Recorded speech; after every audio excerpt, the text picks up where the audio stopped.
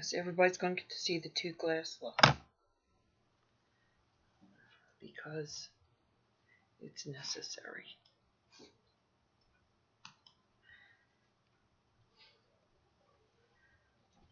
It says we're live? It says we're live. It says we're live. My phone didn't dingle yet, but it sure didn't have it. I know. It's okay. It's okay. Oh, hi, Cookie. Just give it a minute and see if anybody joins us. If they do, that would be lovely. If they don't. There's Terry. Hey, Trotter, Terry. Suburban Hey, Hillbilly. Suburban. Got a switched device. My phone just announced we're live.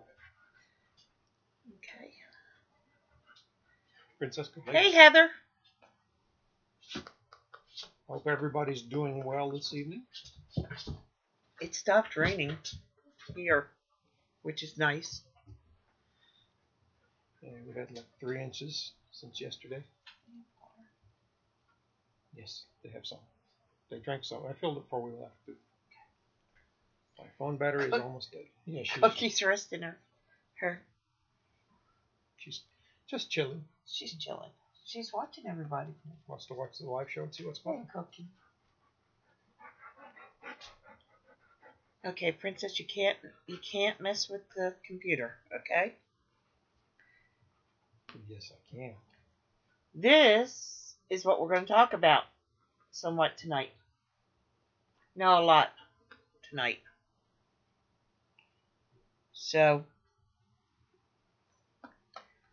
the title of tonight's stream is Let's Talk About Old Times. We picked our name, Old Ways, New Times, because we need to, hey Suburban, we need to get back to some old ways. I mean, everybody says it's new times, it's new times. You can't do what you did in the old ways. Yes, you can. And this country needs to do it. So, talked about doing some videos about the Constitution, and we're going to. But I think we're going to do more live streams and have discussion. More like we're going to talk. You have discussion and chat. You can throw questions and comments in there. We'll try and pull them in as appropriate. So, I keep forgetting to change it to live chat. Now, I will say that this is family friendly. So, I'd like to keep the chat that way. If you can't keep the chat that way, we will block you. So, anybody that's listening, you're welcome to interact. We'd love for you to interact. But, so what we're going to start off with, excuse me, I just felt like I got something in my eye. I hate that. Other than your finger? Other than my finger. Blink, Okay. The Declaration of Independence. What a mission statement. I mean, absolutely. Modern day times. This is the mission statement to the Constitution, right?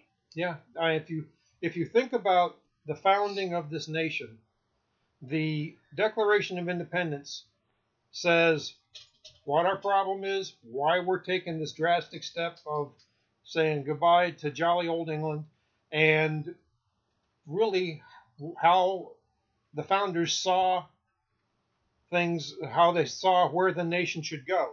They laid out their vision for America. The Constitution is how they're going to implement that vision. Operating system. The operating system. Yeah, that's the operations manual, how to make it work. But you can't you can go to the Constitution without discussing the Declaration of Independence, but it's all part and parcel of the transition from subjects of the British Empire to why we became a nation of our own and what that nation was intended to be. So, I'm going to have Steve read the first paragraph. Hi, Anita. Hi, Anita. It's both the first paragraph and the first sentence. It's all yeah. But when they didn't make you use commas. But listening to this, when I was a kid in school, we went through this and we did read, remember, regurgitate. But I'm going to go through. All right. Calm down. Everybody calm down. When in the course of human events, excuse me. This is important stuff, y'all hush. Okay. When in the course of human events it becomes necessary for one people to dissolve the political bands which have connected them with another, and to assume among the powers of the earth the separate and equal station to which the laws of nature and of nature's God entitle them, a decent respect to the opinions of mankind requires that they should declare the causes which impel them to the separation. Right there. I mean, they just lay it out. Look, we have certain rights that are given to us by God, not by you, Your Majesty. We have certain things that you, as our sovereign, think that you could just throw to the side. I know what I want to say, and I'm getting tongue-tied. Basically, here's our problem. You're going to listen, and we're going to... And it's only, we're going to kick you to the curb. It's only reasonable we say why. Exactly. And that's what this document was. And it also explains, for the first time in history, when men stood up and said, you may be a king, but our rights don't come from you. They come from God Almighty above, whichever God you choose to follow. Hey, kitty. Hey, kitty. So it's not that they're saying which God you should follow, but a God. Our rights come from God, not from the sovereign. You cannot take the basic rights away from us. As human beings, there are rights that are given to us by God. By God. Not by man, but by God. God has endowed us with these rights. He has given them to us.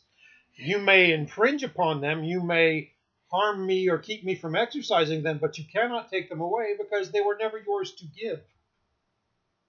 Okay. All right. Next paragraph. We hold these truths to be self-evident. Okay. Self-evident. No explanation needed. They're evident. They're self-evident.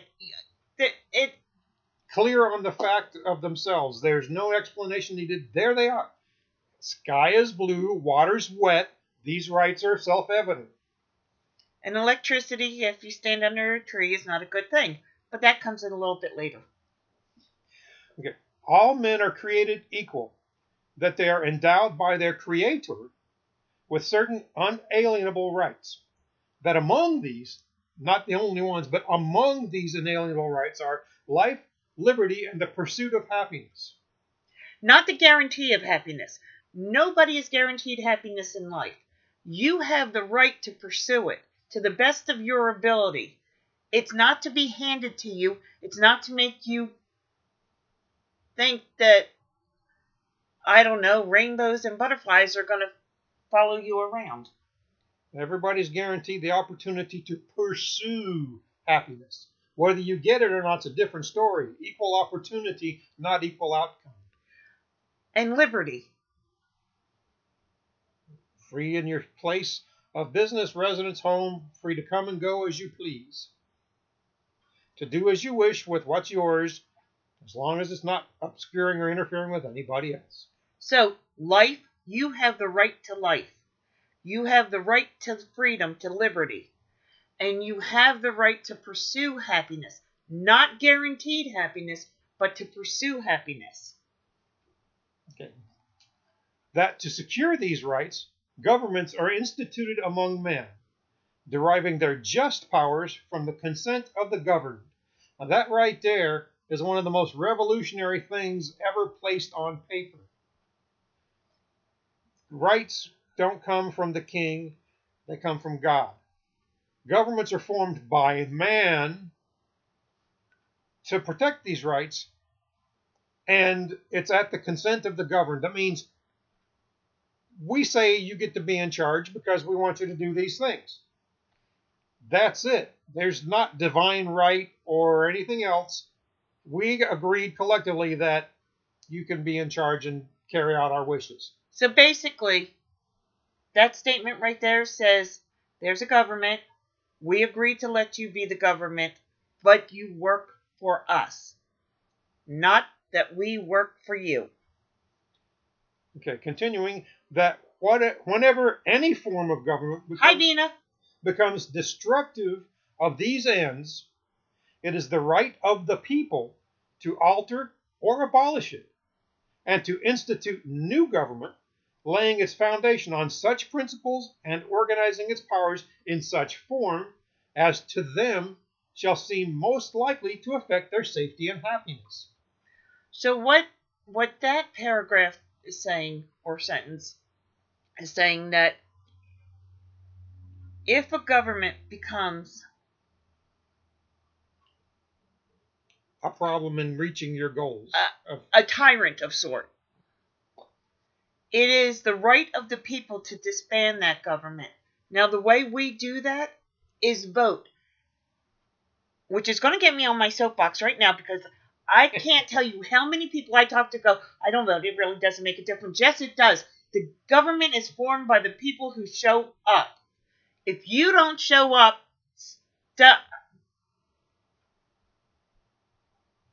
stop complaining, because it's your fault. Yours.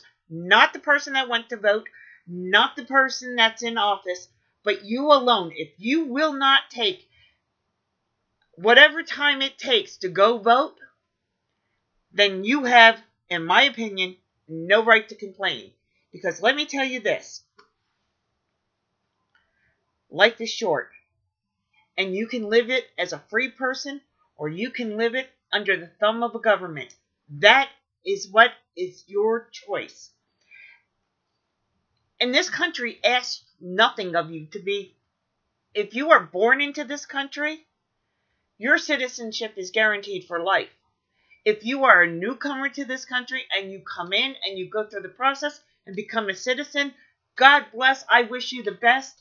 Let's move on.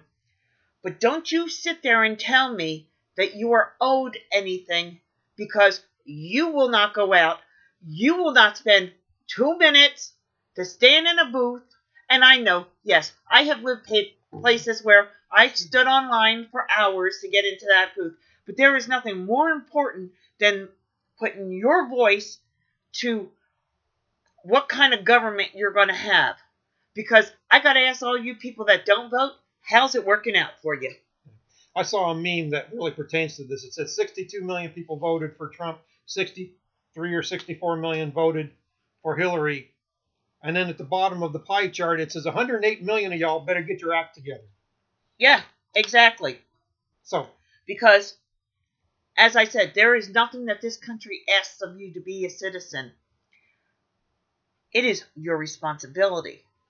And I am so sick of people saying, it's not my responsibility. Well, then whose is it? Because if it's not yours, you got to stop complaining about the people that show up and vote.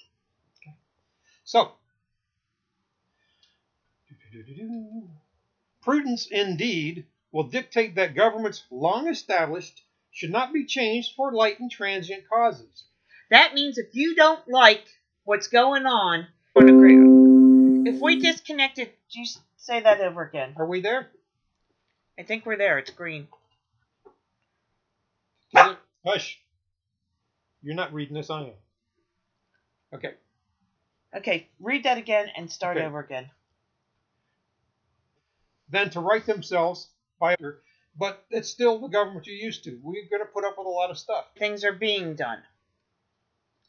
If you went from here to here, people would push back. Remembering this is center, if you go from here to here, people say, okay, I don't like it, but I can live with it. Then they do something else, and you're here. Then you're here. And before you know it, you're over here, and you don't know how you got there. So, let's see. But when a long train of abuses and usurpations, pursuing invariably the same object, evinces a design to reduce them under absolute despotism, it is their right, it is their duty to throw off such government and to provide new guards for their future security. Right there, our founding fathers. It is your duty to make sure the government you want is the government you have.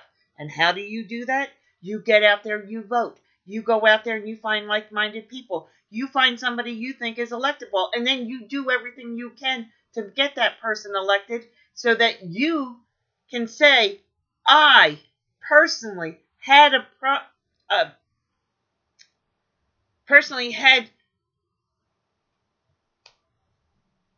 Involvement, involvement, an impact. an impact in the government. Thank you. That's the word I was looking for.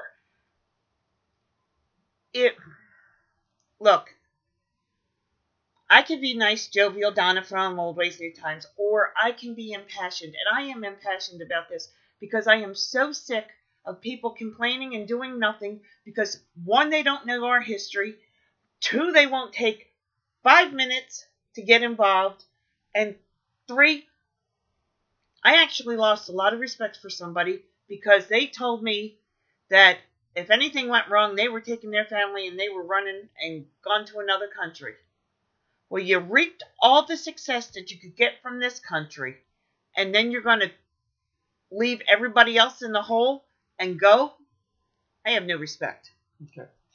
So, we've established eventually you get fed up. Such has been the patient suffering of these colonies, and such is now the necessity which constrains them to alter their former systems of government. The history of the present King of Great Britain is a history of repeated injuries and usurpations, all having in direct object the establishment of an absolute tyranny over these states. To prove this, let facts be submitted to a candid world. Okay. Now, and it goes on for, there's 4, 5, 6 pages of specifics of what the problems are. And we'll get to those. But the idea is... Excuse me. Go for Greed and Patrick from Breakaway. Sorry we didn't say hello. Hello. Go ahead. Okay. When all else fails, when you can take no, you took all you could and you can't take no more, to quote that philosopher Popeye. I stands all I could stand and I can't stand no more. You got to say enough. But again, in doing that, in the Declaration, the founders say specifics. Okay, it's not just because we say so. Let me list for you the offenses, the problems, some of the things that have driven us beyond tolerance that we have to take action. And I'll read a few of them. There's tons and tons. He has refused... Oh, wait, excuse me. When he reads them, please think of modern day. Yeah, think of some of the things that are going on now. He has refused his assent to laws, the most wholesome and necessary for the public good.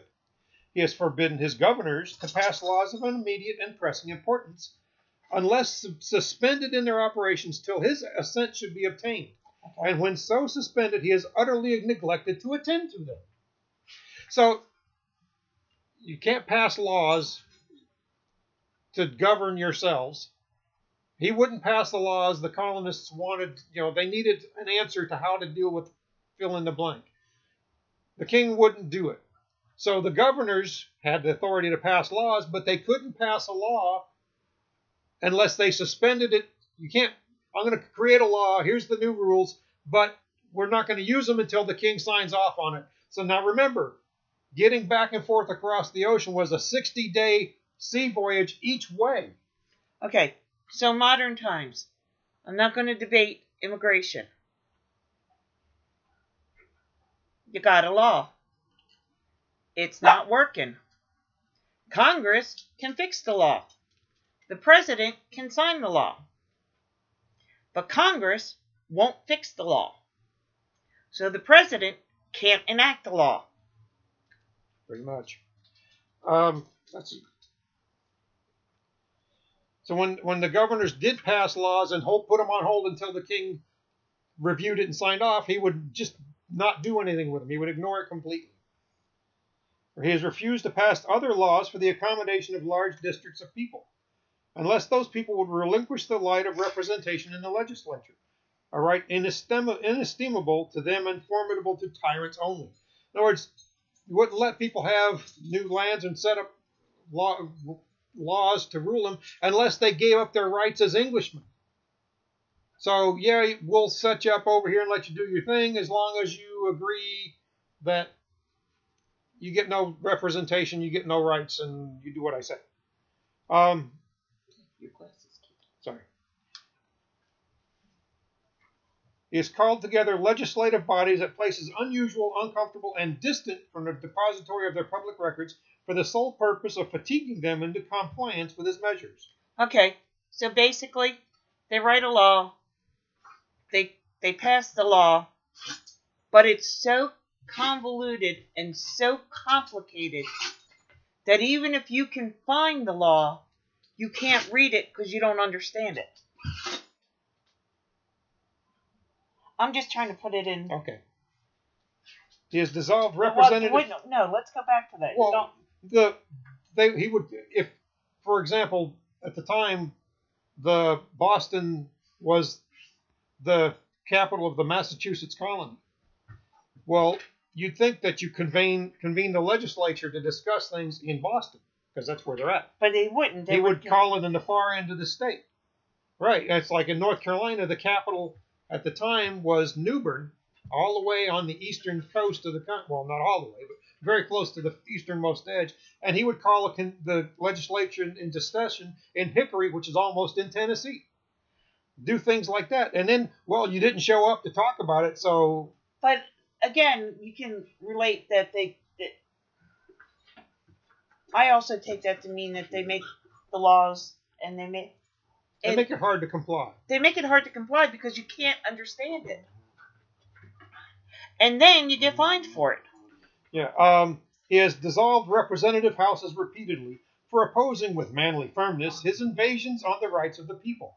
He has refused for a long time after such dissolutions to cause others to be elected, whereby the legislative powers, being capable of annihilation, you can't destroy the powers of governance, they return to the people at large for their exercise, the state remaining in the meantime exposed to all the dangers of invasion from without and convulsions within.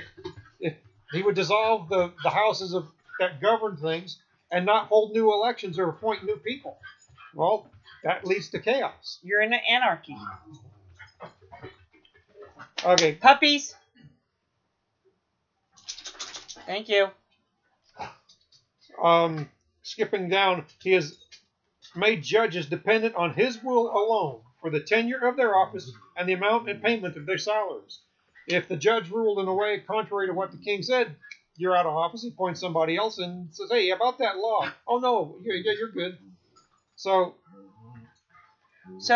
more modern day. You're not. I have a problem with the judicial branch. You all know this. Daisy, Princess, stop. The reason I have a problem is because instead of looking at the law, a lot of judges on both sides are looking at their party philosophy. That's no better than when the judges followed what the king wanted instead of what the law said. The law should be the law. What it says is what it is. Okay. He has erected a multitude of new offices and sent hither swarms of officers to harass our people and eat out their substance. Regulations, tax collectors, inspectors, fees. Sound familiar? Department of Education, Department of Energy. Labor, energy, yeah. How many agencies are making regulations that are treated like laws? He has kept among us, in times of peace, standing armies without the consent of our legislatures. He has affected to render the military independent of and superior to the civil power. He has combined with others to subject us to a jurisdiction foreign to our Constitution and unacknowledged by our laws, giving his assent to their acts of pretended legislation. So, we're not going to follow the laws that were instituted to govern the colonies. We'll use those guys over there. We'll use those laws and those rules and do what they say. All right, there's several more pages of this. I really don't want to spend the rest of the time going through those because we'll spend the rest of the hour going through the offenses that the colonists called out the king for. But Daisy wants to hear. I'm going to jump forward now to the wrap up of, okay, so now what? In every stage... No, it's important. We're talking that people need to know what these documents say. Okay, we'll read through them. Okay, For quartering large bodies of armed troops among us. For protecting them. Hey, she loves you. She just thinks you're excited and she wants to know why. Puppy kisses. For protecting them by a mock trial from punishment for any murders which they should commit on the inhabitants of these states. For cutting off our trade with all parts of the world. For imposing taxes on us without our consent. For depriving us in many cases of the benefits of trial by jury. For transporting us beyond seas to be tried for pretended offenses. For abolishing the free system of English laws in a neighboring province, establishing therein an arbitrary government and enlarging its boundaries so as to render it at once an example and fit instrument for introducing the same absolute rule into these colonies.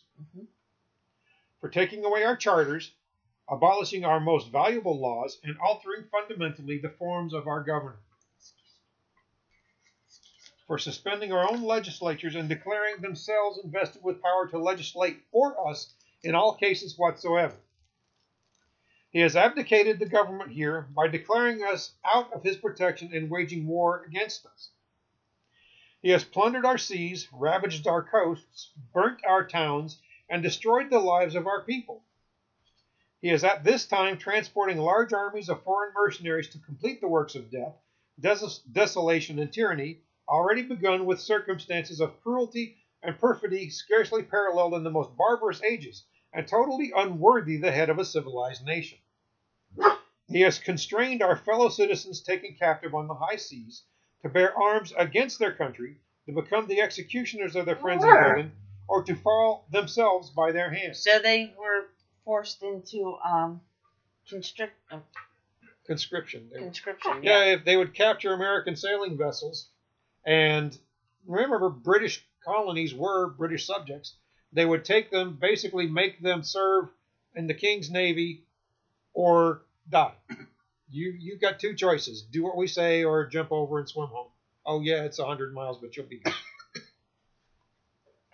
He has excited domestic insurrections amongst us and has endeavored to bring on the inhabitants of our frontiers, the merciless Indian savages, whose known rule of warfare is an undistinguished destruction of all ages, sexes, and conditions.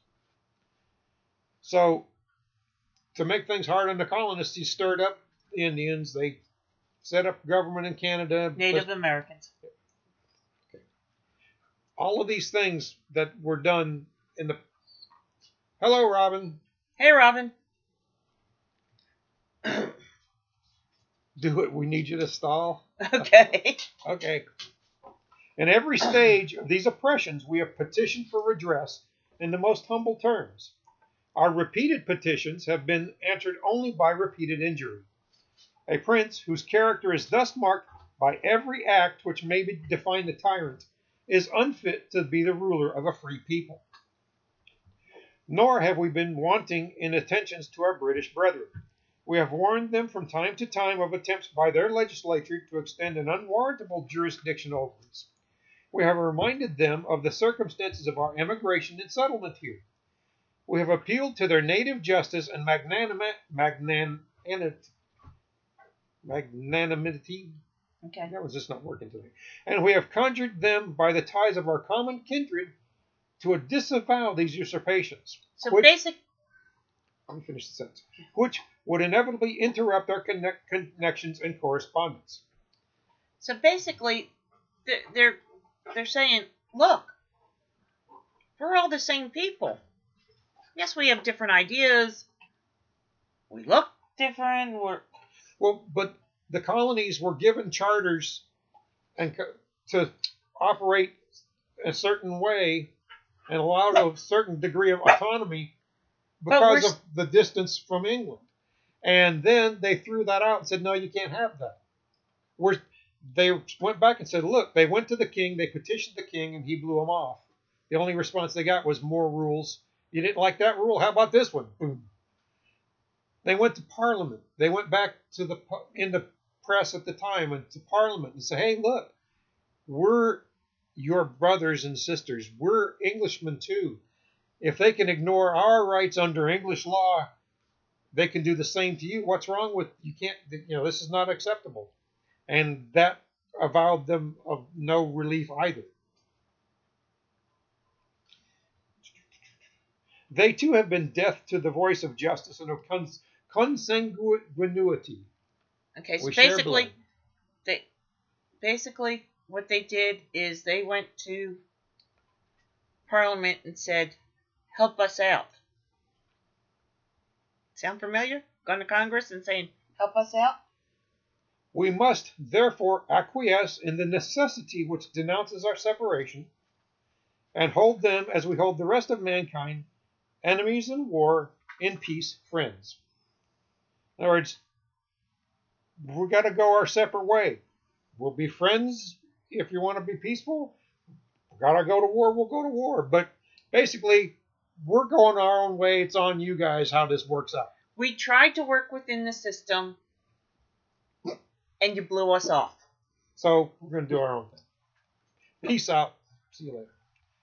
We, therefore, the representatives of the United States of America in General Congress assembled, appealing to the Supreme Judge of the world for the rectitude of our intentions, do, in the name and by authority of the good people of these colonies, solemnly publish and declare that these united colonies are, and of right ought to be, free and independent states, that they are absolved from all allegiance to the British Crown, and that all political connection between them and the state of Great Britain is and ought to be totally dissolved, and that as free and independent states they have full power to levy war, conclude peace, contract alliances, establish commerce, and do all other acts and things which independent states may of right do. And for the support of this declaration, with a firm reliance on the protection of divine providence, we mutually pledge to each other our lives, our fortunes, and our sacred honor. Just think about that. These people came together. They wrote this document. They said, we will pledge everything. Our money, our safety, our honor, when honor meant something amongst men. We will lay it all on the line. We will make sure that if you fall, I'm behind you to catch you. This is the culmination of years and years of abuse and years of being further and further pushed by their rulers in England, and they have had enough. King George. That's why John Hancock signed his name so large, because King George III had bad eyesight, and John Hancock said, well, he should be able to see this, and he wrote it really big. These men had honor. They believed in an idea that no man should be subject to another man. That a people should be a free people. That their rights came from God above. Whatever God you worship, that's where your rights came from. That a man with a gold hat on his head couldn't take your rights away from you. Should not have the ability to take your life from you because you disagree with him. And the whole basis was we've tried and we've tried to work within the system. It is the equivalent of a mother saying, I am sick and tired. The Declaration of Independence. I think I have had enough. I am sick and tired and I have had enough. So, and a very eloquent document, very eloquently phrased to call forth and lay out in detail what the problems were, how they wanted to go about it, and it wasn't getting fixed. Robin said, America. And Theresa Dean said, but sadly, that has happened and it's still going on. Because 108 million people didn't vote. Exactly. Teresa, you're going to get me on my soapbox again. I'm not going to ask you who voted and who didn't. I'm not going to ask you how you voted and who you voted for. Who you voted for. Because I believe in the sanctity of the secret ballot. But if you didn't vote, and you meet me one day, you and I are going to go around on keeping your mouth shut because you don't have a right to sit there and complain and yell and scream and throw temper tantrums like some of the people on the street are doing within not just this presidency, but the last presidency as well. Well, even if you voted, we have a peaceful means of resolution. Theresa Dean, I voted, not meant for a soapbox, just we all need to stand together. Yes. Yes, voted exactly. Since I was 18 years old. And me too. Absentee for a lot of years while I was in the service. And then I've done a lot of things since I got out. But, I haven't missed an election yet. The framers in the Declaration of Independence said, we're not playing under the kingly rule anymore. We believe our rights come from God and we will govern ourselves. We will set up a form of government that provides every man the opportunity for life, liberty, and the pursuit of happiness, the opportunity to try and strive to reach your dreams and achieve your goals. You have to try. You have to put the foot forward and try. Nobody is guaranteed happiness. You're only guaranteed the ability to try. And people say, I don't want to fail, so I'm not going to do it. Well, you don't learn unless you fail. If you did everything perfect the first time, do you think that there would be problems in the world? Like illnesses and poverty and... No. But you have to try. You cannot... What life do you have if you don't try? And if you don't fall on your face, how do you ever learn how to stand up again? Theresa Dean said, for FYI, did you know our legal system, such as courts, are done with the English laws, not one or ours? Actually, that's not exactly correct. The foundation is based on English common law, but we have taken those as a starting point and then edited, changed, modified. The Constitution, which we'll get around to, covers a lot of things, and the practical application of those are structured on our background. Well, that too, but the English body of common law was the starting point because all our forebears were Englishmen. The colonies were brought over, that was where they started. Yeah, the foundation that Teresa said. No, I'm reading what Vervin said. A friend of hers got stuck in traffic and couldn't vote in a local election. The next day, a county commissioner called his mother and asked why she didn't vote.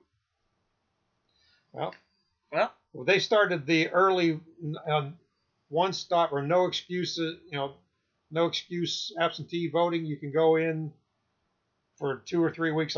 They change it back and forth a little bit.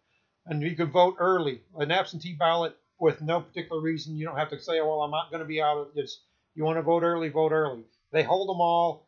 They process them on election night like all of the other ballots.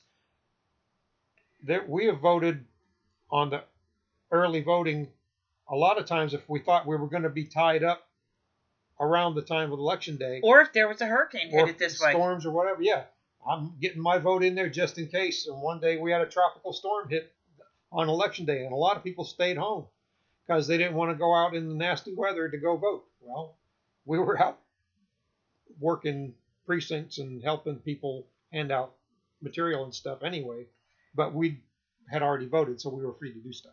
If you don't afford yourself the opportunity. That's not the point. He should not know that Mark didn't vote. Actually, it's perfectly legal for somebody, either party or both parties, to have a precinct watcher sit at the polls. You can go to the Board of Elections and get a copy of the voter rolls, and they sit there, and as you come in, you declare your name and you go to vote.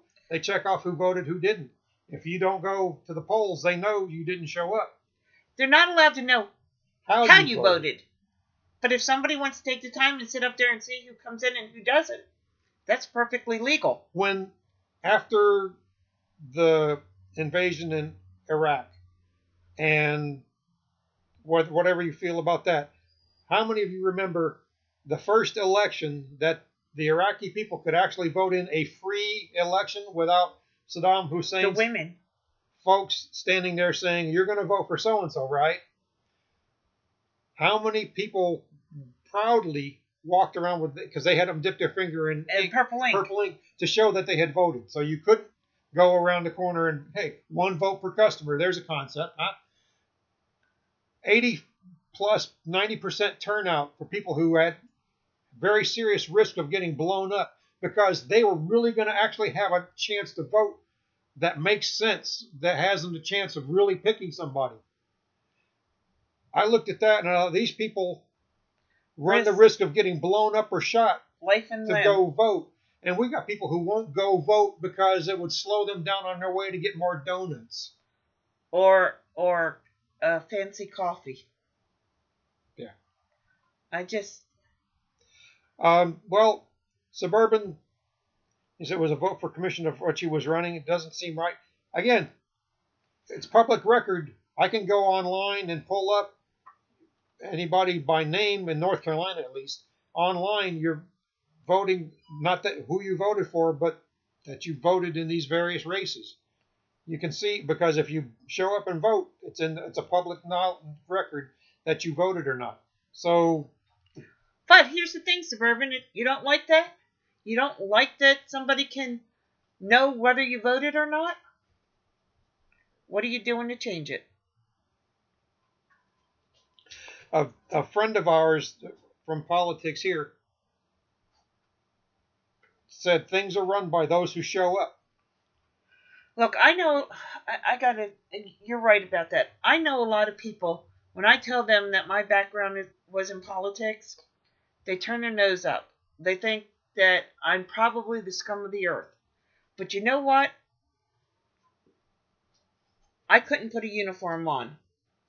And I couldn't go protect my Constitution that way. So I protected my Constitution in the way that I knew how to. I got out there and made sure that I did the best that I could to give the government that I thought was best for this country. Now, you can turn your nose up at that and you can tell me that I'm lower than scum because I got involved in politics. But by damn, I was out there and I made my voice heard and I made sure that I knocked on doors, I called people and I asked them, please vote for so-and-so because I believed in so-and-so. That's how I worked to protect my Constitution. And you have to be involved in the process or just you go along for the ride. If you're along for the ride, then don't complain about where you wind up. Teresa Dean liked what you said. You go, woman, you go. I even did a little short video on Election Day a year or two ago where I stood with somebody from the opposite party of my party. And we stood there together and encouraged women to vote. Because in a lot of countries around the world, they don't get to vote. They don't get to have a say in how their lives are run. Well, we do. And we don't go. I don't understand that. Hello, Food Forest Permaculture. Hey, Food. Now,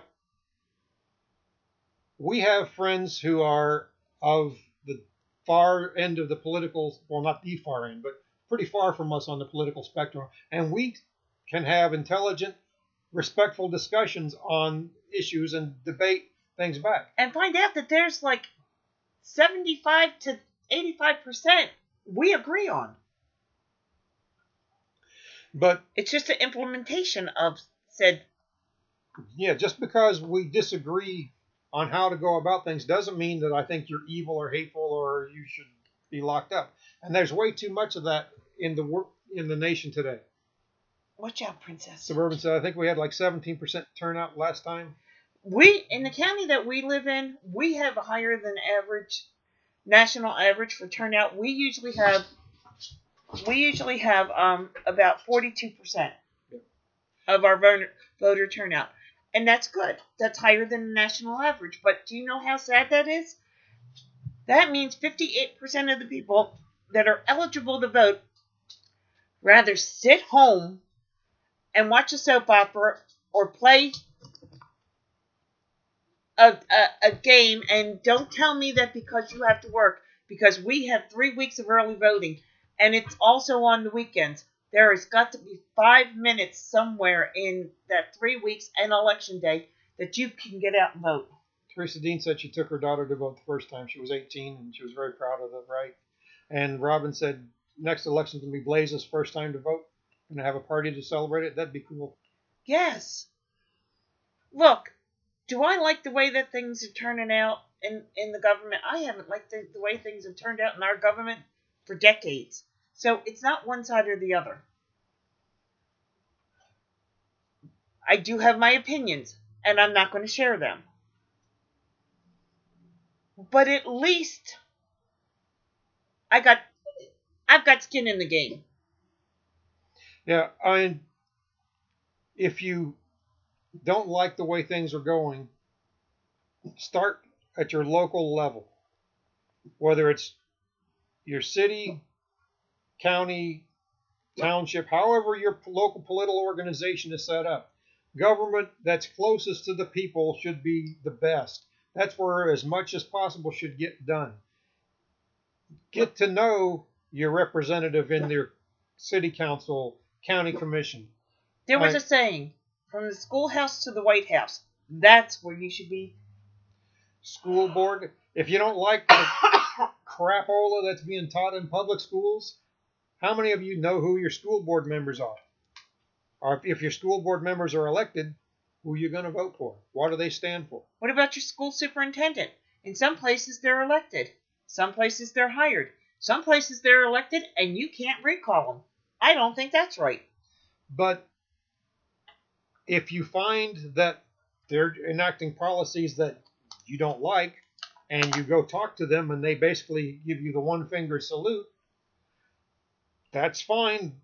Find somebody who believes the way that you do and get them elected. Or yourself. Elections and votes are not fixed. Who's saying that? Teresa Dean said she's heard somebody just complaining that the elections and votes are fixed, so why bother? That is why you must bother. Exactly.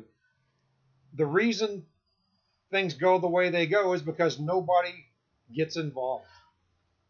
I'm sorry I hit you in the ribs. That's okay. All evil needs to thrive is for good men to do nothing. Okay? Don't get hung up on the word men, because that's universal.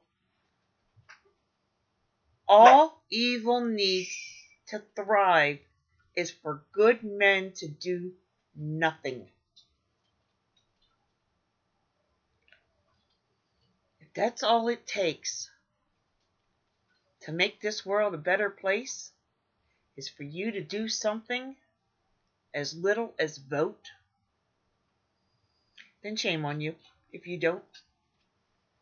If nothing else, if nobody else is worth your support, if you don't think anybody else has got the right mindset, go file yourself.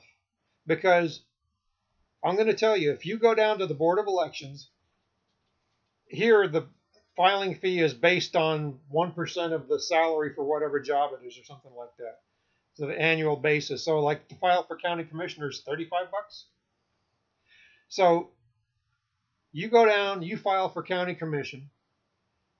The newspaper is going to get that you filed. Guess what? They're going to send a reporter to interview you.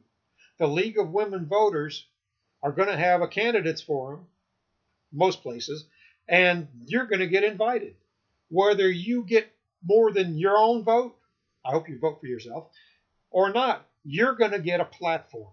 You're going to get a place to go stand and give your opinions and say what you believe and say what's on there. Now, you're going to catch crap from everybody who has a vested interest in the status quo, but say what's on your mind.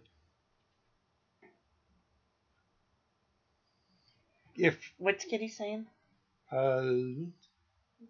There are so few candidates for some things, people feel like not bothering because they're going to vote for no one anyway.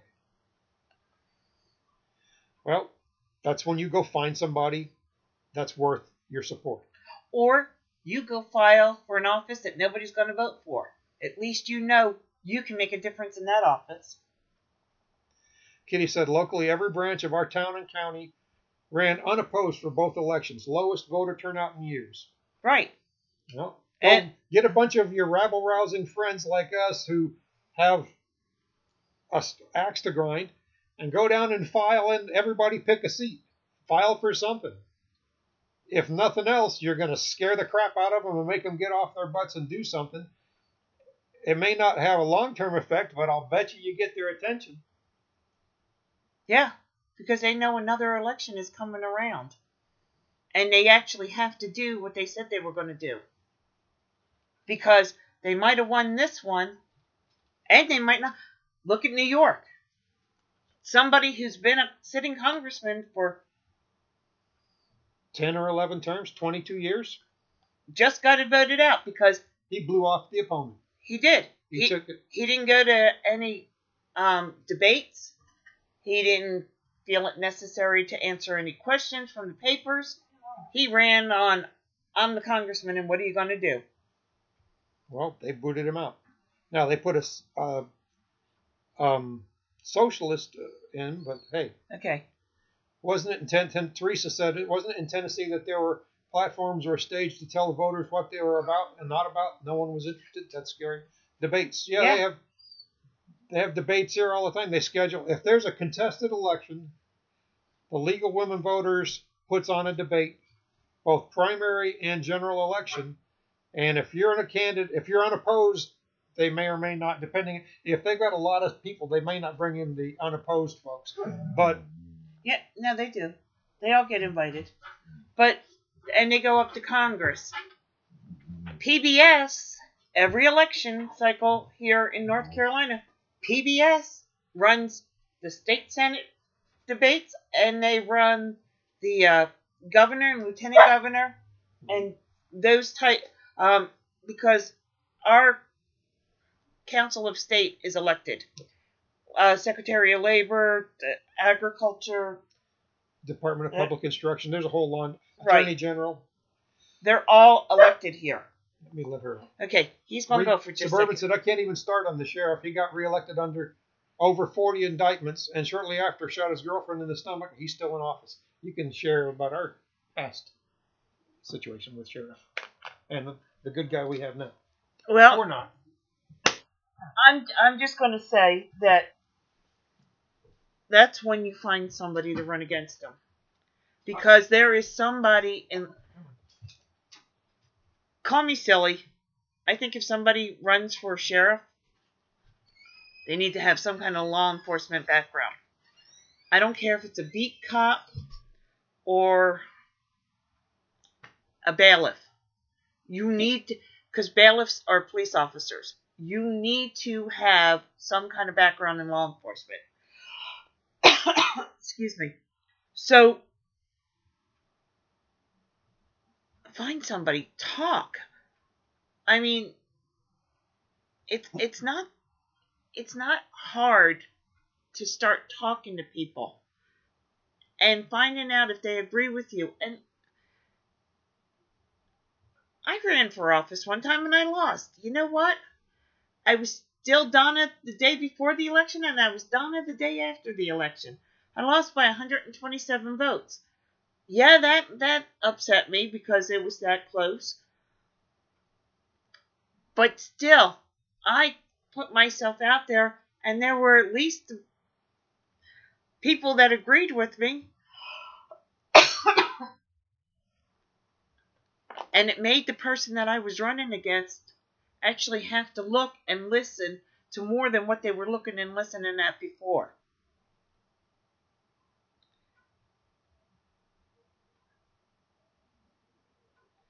But see, Robin, that's it. I would vote for the Sheriff of Nottingham. What good does that do? People who vote for Mickey Mouse or Superman or Goofy, you're not helping the system. You're making a mockery of the system. Now, I have said for a long time, I am tired of voting for the lesser of two evils. Because when you vote for the lesser of two evils, you're still voting for evil. Not that I'm saying that any of my representatives are evil, because I don't feel that way. It's just a figure of speech. That's why it was important to go out and find people to vote for.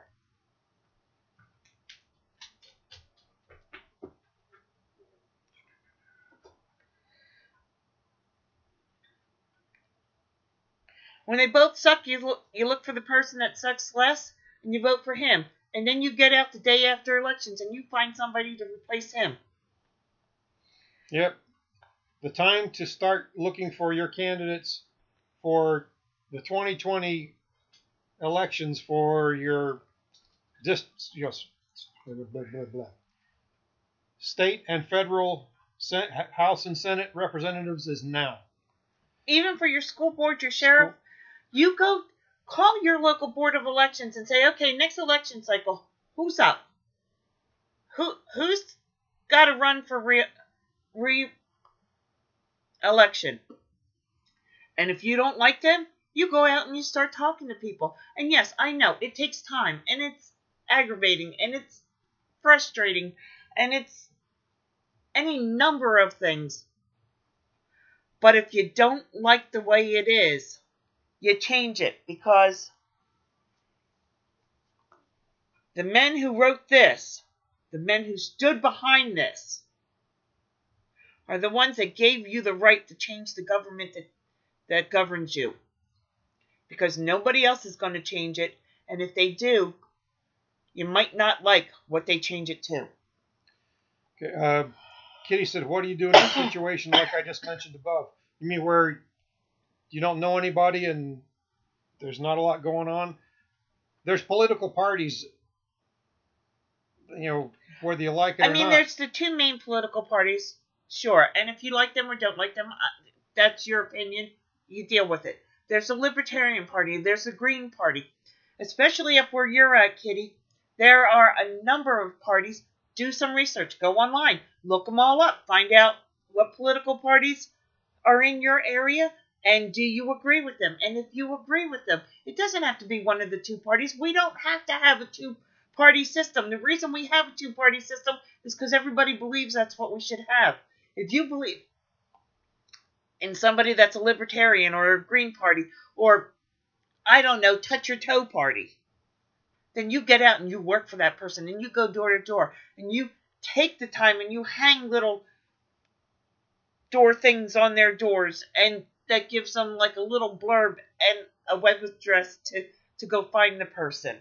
Now, you talk about the school board. We didn't like the way our school board was going, and so we personally Donna mainly, recruited two ladies with educational backgrounds to go and run for school board. She brought them into the process, introduced them around, and both of them got elected.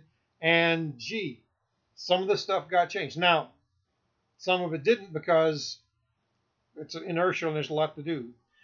Kitty said, people locally don't give a crap about any of it because they aren't here long enough to bother, and the people I have talked to just don't care anymore. Okay. Well, then you got to light a fire under their butt somehow and make them excited about it. Because complacency is what has gotten us to where we are right now. Robin said, if enough people write in Mickey Mouse, they have to start over. No, they just No. they discount all of those votes for fictional characters. And so if 5,000 people vote, 4,998 of them write in Mickey Mouse. And one of them writes in Donald Duck, and one of them writes in Sam Snead. Sam Snead gets elected because the other votes tossed. Let's see. I don't believe in voting for a person just because they have an R or a D by their name. Exactly. If there have been places I have left spots blank because I'm not putting my support by either one of those weasels. Now, and your judges. Oh. Again, I tell you now, you can, by now, the race, well, I take that back. South Carolina's had a primary yesterday. There's elections going on various places around the country. But any time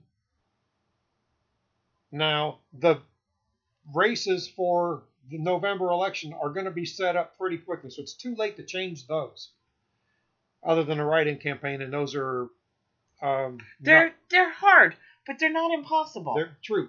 But if you look at those ballot options you have and you don't like them, go find somebody to run. Good night, Food Forest.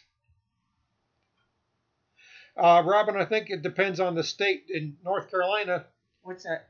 They have to have a certain amount of the votes. In North Carolina, if you have to be a write-in, you have to have a certain amount of signatures to get on the ballot. Right. If you're not on the ballot by petition beforehand, then the votes are not counted. Which I have a problem with that. If enough people say after the primaries, we don't want either one of these people, they ought to be able to write that in. That's something I'm working for. Hello, Lone Star. Hey, Lone Star. Supper's almost ready. Can't say long. Just wanted to say hello. Hello! Hello. But these people gave us the blueprint as to why we should care about our government. We will be talking about the Constitution, but you can't talk about the Constitution if you don't know where it started. Look, I got wrapped up in this stuff because I grew up 20 minutes outside of Philly in Jersey. Every year, we were taken to Independence Hall. We were taken to Benjamin Franklin's house, which is basically, you look at the foundation through a little glass window. But Betsy Ross's house.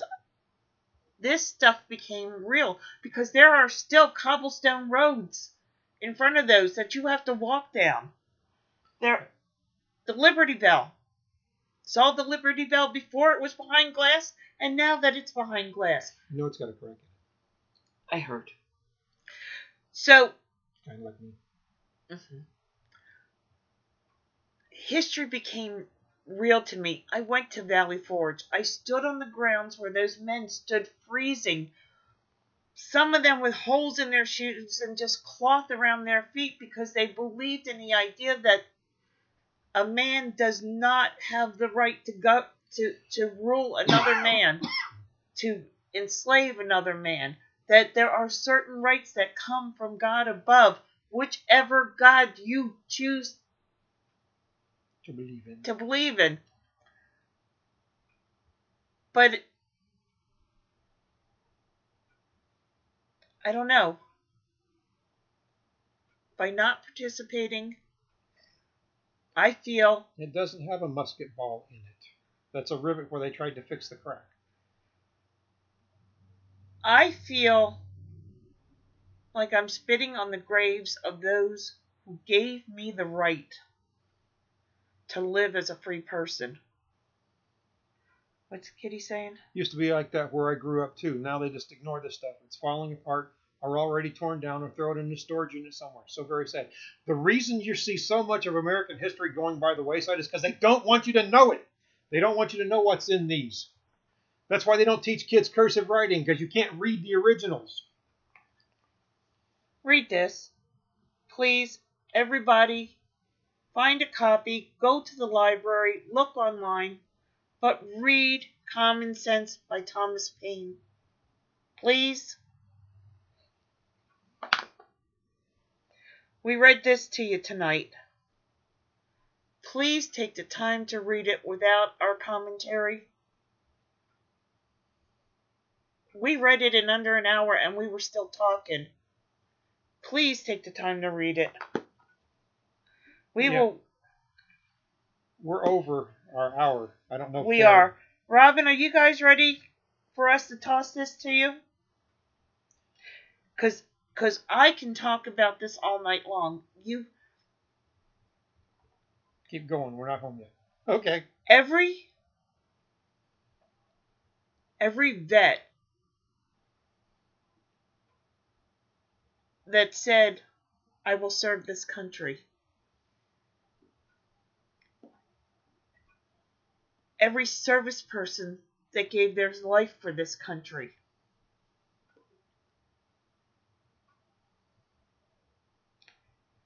I feel like I am spitting on them if I don't go out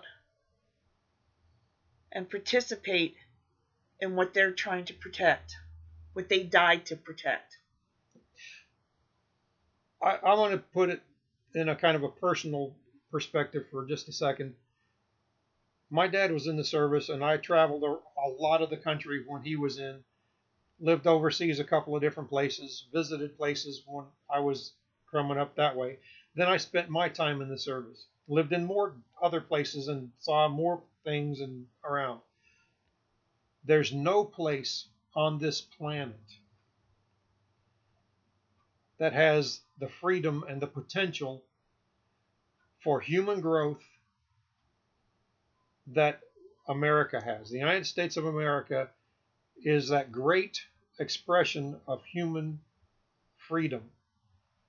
Yes, we've kind of lost the bubble on that, and I think a very large part of that was by design by some folks. But here's the point.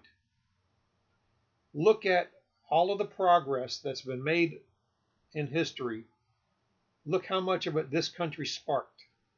Look how much of it still innovation, development starts here, and then other people take it and run with it.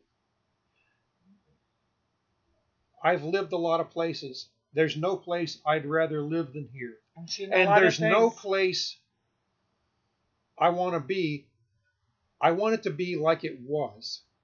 The flaws that we see, I want to see them corrected. I'm not going to walk away. I'm not going to sit idly by and do nothing. I may be Don Quixote tilting at windmills, but by God, I'm going to be on a horse with a lance, and somebody's going to get stuck with the pointy end. Kitty, you're right. Now they tax everything for any reason. You're right. But how do you stop that? If you get people in there and say, stop damn taxing. One of the things that we see around here is our taxes are low. Our taxes are real low. Compared to other parts of the state, our taxes are low. Compared to up north, we don't have any taxes. People come here and they say how phenomenal it is, how beautiful it is, and how wonderful we have such low taxes. And then they turn around and say, you know, you really ought to have sidewalks and street lights, and well, all those things cost money. And bus services. Yeah. And if you want that, stay where you're at. Pay your taxes. That's what it's paying for, among other things, because government wastes money to do things. If you don't like the taxes and you want to stay there, go to the meetings. Go to every meeting. Teresa Dean said the school board knows her and runs from her. Well, I got news for you. The county commissioners and the school board know who we are, and when we show up, it's like, they're kind of like, are we in trouble? Who are you here for? What's going on? And if it's somebody else, they're happy to see us. It's like, cool. So you've got to get involved. You've got to stick your oar in the water and row like hell. Okay, so people are not going to like this statement. I already know that. So keep it to yourself because I don't care. You want to respect a vet? How do you tell them thank you for your service when you won't even Now, I'm speaking as a layperson. I am not a vet. If I offend any vets, I am sorry. But to me, how do I go up and say thank you for your service? But I can't be bothered with voting because you decided to protect the Constitution, and that's just not my thing. Teresa Dean. Now that's my kind of person. Speak it and don't care. I like that. Well, you're in the right place. The only people I will retract that statement, will apologize to, is a vet. If you're offended by that, I'm sorry, but I pretty much feel that way, so I'm going to say it anyway. Yeah, I'm past the age where I give a damn if people are offended. I'm offended every day. I don't. Nobody cares if I'm offended. I spent time in the service where they could affect my life, my career, my employ, and I still told them what they needed to hear, whether they liked it or not. Yes, you did. One of the reasons I capped out at a certain level, and that's okay. I knew that when I opened my mouth and put my 2 cents worth in.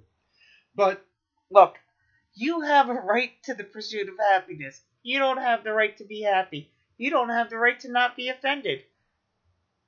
If you're not offended at least sometime during the day, how do you grow personally? You're not paying attention. I mean, come on. If somebody doesn't say something at some point in the day that offends you, how do you grow personally? If you don't have a right to not be offended. What your right's entitled to you is if you are offended by what someone says, you're entitled to speak up and tell them what's wrong with that. Make an argument. Tell them why they're wrong. Justify your position. If you can't do that, then go study so that the next time somebody says something that you think is damn fool stupid, you can point out why it's stupid. Oh, and let's get on stupid, okay? Because you can't fix stupid. Well, I'm going to damn well try. Excuse me. I'm going to try. There is nothing in the U.S. Constitution that's called the Good and Plenty Act. The only Good and Plenty Act there is with Choo Choo Charlie. Love my good and plenty. Good and Plenty Act. Yeah, well, some of our elected officials, I think their primary function is to convert oxygen into CO2 and generate a little bit of body heat.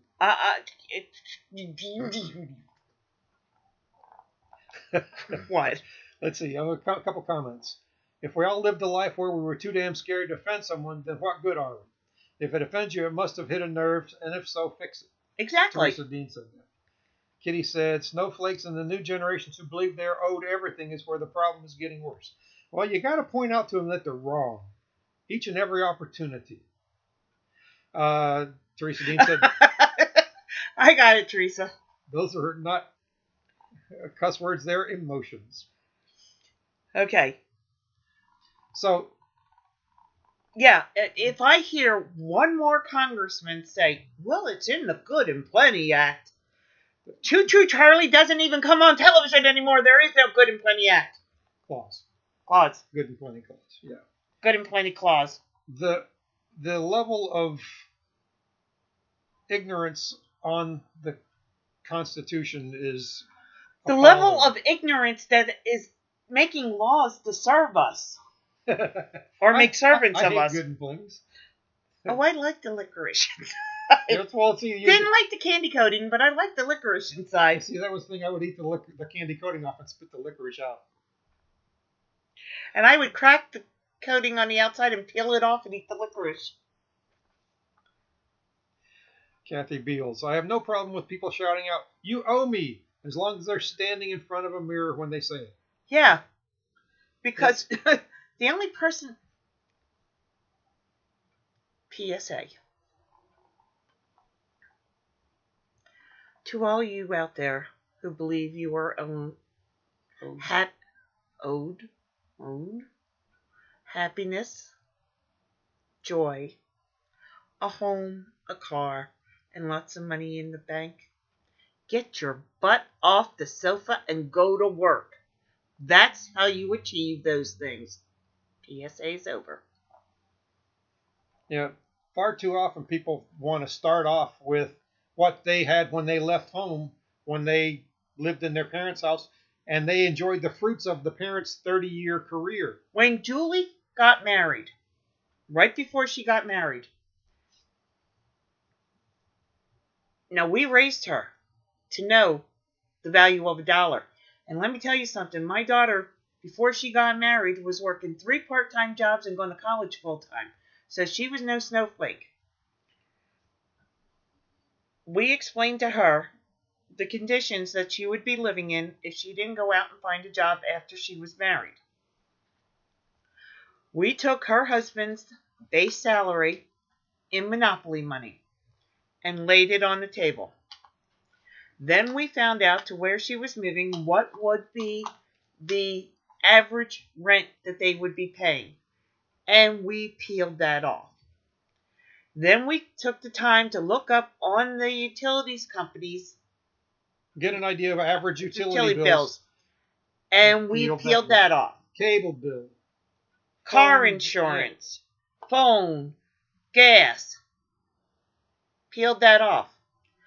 And she looked at us, and because we told her, if you don't work, you're going to be poor. She looked at us, and she said, you, Nina, we're going to be poor. I said, well, what did you think I meant? She said that we couldn't go out to dinner more than twice a week. Yeah. Reality call. So they got married. She went out, got a job. They were not poor. What's sad is working your butt off and getting nowhere when your neighbor does nothing and gets everything for free. Doesn't exactly portray the way it should be, and some people give up. And this is true. This is exactly true. And I would like to tell you life is fair, but life is not fair. Life sucks at times. But don't let that get to you. If you try and do something and you're trying to make more money and it's not working, okay, after a reasonable amount of time, give up on it. Don't give up on everything because it's hard. Give up if it's not working the way you need it to. But don't give up until you find something else to replace it. Yeah. Government cannot give someone something that they did not work for without taking something from someone who worked for it and didn't get it. Exactly. Government, this is another thing that drives me batshit crazy. Government does not have money. Any money the government has came from us. Well, unless they just printed it out of thin air and made it up. And let me get on the high horse about this. Okay? I wasn't done. I was ranting. My rant. I'm sorry, but I have to get on my high horse. Okay. This. Well, go saddle up your high horse while I finish my thought. The government doesn't have money. The only way they have money, they take it from us. They take it in fees and taxes, import duties or whatever. But it comes from people who create wealth, who work for things, and then they take it, and it's supposed to be used for our common good and betterment. Military to protect us. There are very few governmental structures to keep us free and coordinate things. When we get into the Constitution, you're going to see how very few things the federal government's supposed to do. This goes with what you're saying. Jump on in. Here, tag in. Some of the problem is... Not you, Dave. No. A big portion of the problem is I blame the churches for the way the country is right now. Because there used to be a time when the government did not hand out somebody else's money to another person. It was when communities were communities and people knew who fell on hard times, and they would work within the community to get that family through their hard times. The churches would help the family. The Good Samaritan. Churches were the Good Samaritan. And people were helped out by their neighbors and were willing and urgently desiring to get back on their feet because they had pride, and their neighbors would find word of mouth would get around the community that so-and-so was out of work because something happened, and they'd help that family through that, and then they'd help that family find work so that they could stand on their own 2 feet and have their pride back again. I blame churches for that. Because now I know for a fact that if people go to churches and say, I need help, they send you right down to social services. Jesus didn't say, Jesus said, love thy neighbor. You know, say if you whatever you do for the least of my children, you do for me. He didn't say love thy neighbor as long as it's not inconvenient. He didn't say love thy neighbor, but wait a minute, the government will come along with a meal. Well, truck. that's a good Samaritan. The good Samaritan did not pass the person that had been beaten and robbed on the side of the road and say, look, I got you. I understand you're in a lot of pain, but the government will be around in about a half hour, so just hang out here and they'll get you up. Right. You do things.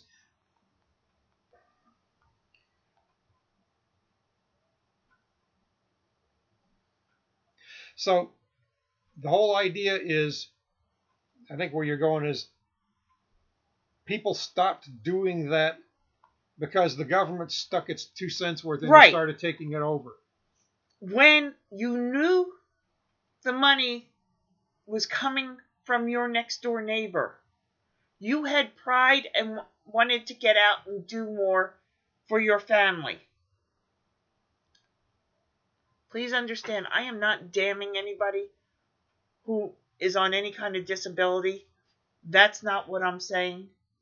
What I'm saying is that we gave up on each other and let the government become our nanny. The safety net is no longer the community. I know there are times that people fall on hard times and they need assistance. I'm not saying that you shouldn't get assistance. I'm saying that it is my responsibility as your neighbor to reach out and help you than it is for me to give all my money to the government and the government decide whether or not you're worthy or not of the money. Leona said, not as many people go to church nowadays. Therefore, the churches can only do so much. Well, here's another thing. Churches are taking tax exemptions from the government. Well, as soon as the government decides whether or not you pay taxes on the money you collect or not, things got to start changing a lot in the churches, didn't they? You're not hearing ministers, priests, shaman, rabbis, whatever. You're not hearing them tell you the way it's supposed to be. You're hearing it filtered by what they can get away with without endangering their tax exempt status. Exactly.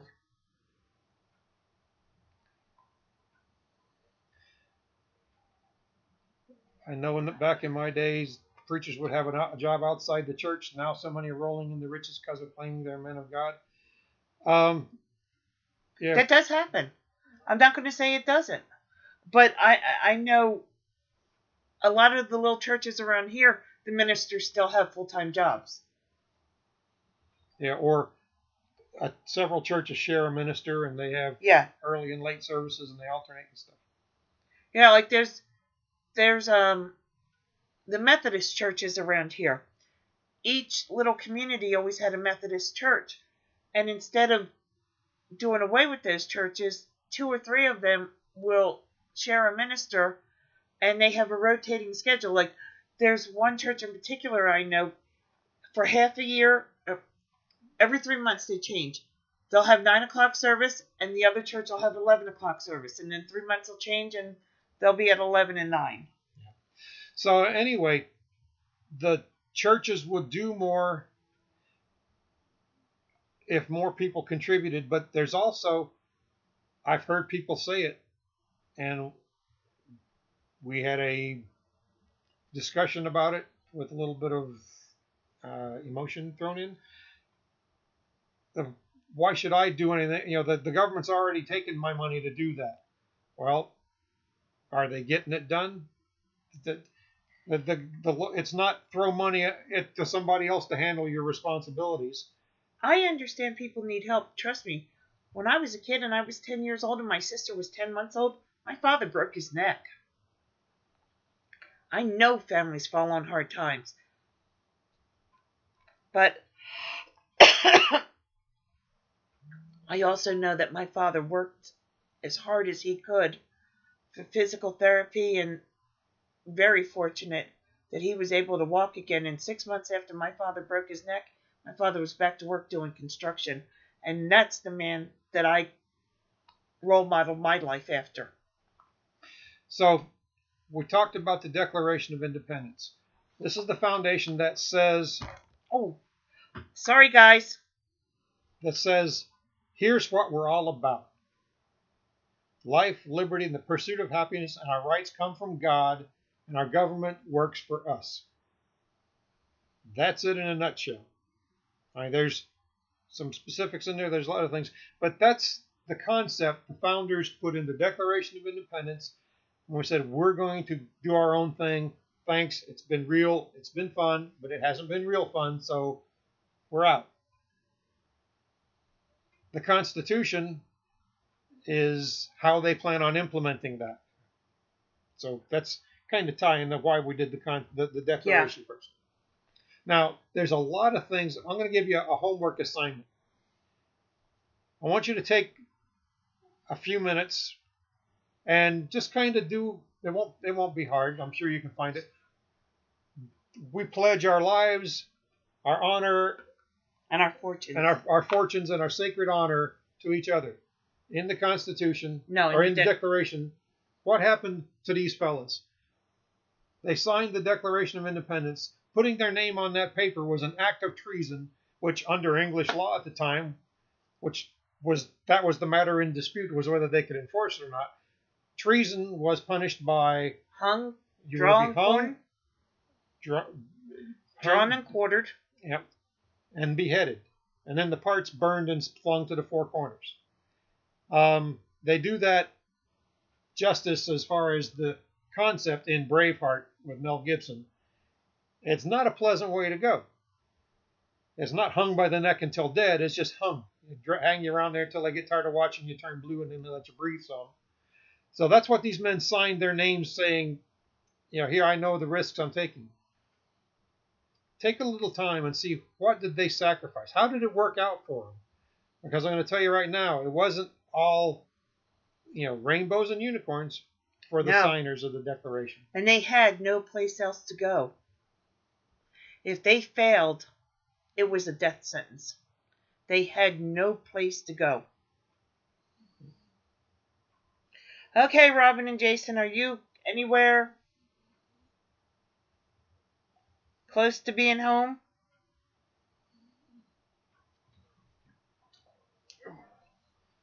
Dancing, I think it's Dances with Wolves. Dancing with Wolves could be rather uncomfortable. Look, does this country have some bad history? Yeah. We did some horrible things coming up as a nation. Do we need to address and fix those? Absolutely. But again, you don't throw the baby out with the bathwater. There's a lot of good in our country too. Again, you are not born to a station. You are born to be the best that you can be. To have the ability to dream. There's not a lot of places in this world that you can get up every morning and decide, I have a new dream and I'm going to work towards that. Well, just get in the car and drive from one coast to the other. When we came back from Europe, our children were younger. And we left, they were 4 and 6. And so 3 years later, we came back. We were going from New Jersey down to North Carolina. And the kids wanted to know if they needed their passports. Because we're going through different states, right? I said, yeah. So, do we need our passports? Well, no. You travel all around this nation of ours. You don't need permission. You don't need a passport. You just come and go as you please. That's not like that in a lot of countries. And anywhere from some restrictions to you got to have paperwork to go from one place to another. Yeah. Kitty, you're absolutely right. Problems being fixed have to start with us going after the top, forcing them to do right by us, not letting them dictate what we are allowed to do or have. And one other thought that I want to leave you with, and then we're going to go whether Jason and Robin are home or not, because I got to get back to canning.